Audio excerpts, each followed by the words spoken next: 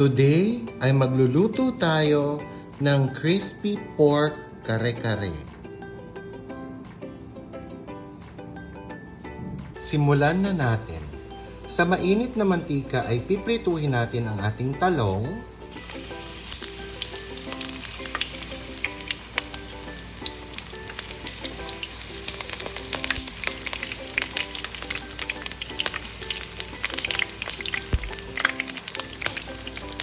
at isi-set aside.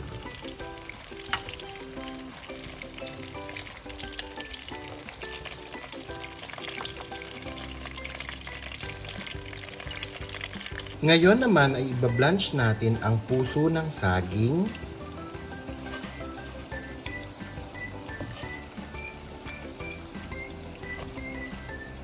sitaw,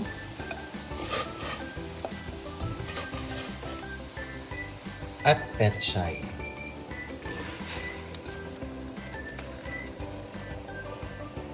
Piprituhin na rin natin ang ating thinly sliced pork belly.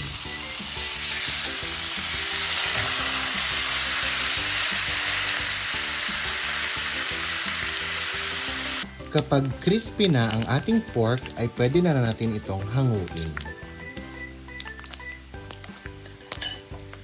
Sa isang kawali naman, ay isasangag natin ang giniling na bigas hanggang sa lumabas ang aroma nito. Isi-set aside muna natin ito.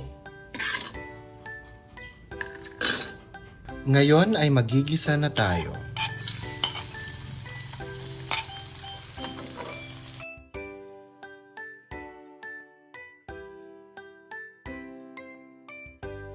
Ilalagay na natin ang ating kare-kare mix na tinunaw sa tubig.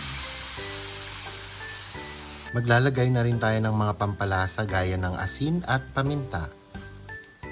At magdadagdag tayo ng tubig. Ilalagay na rin natin ang ating peanut butter at ang ating sinangag na bigas. Hahayaan lang natin itong kumulo at tuluyang lumapot.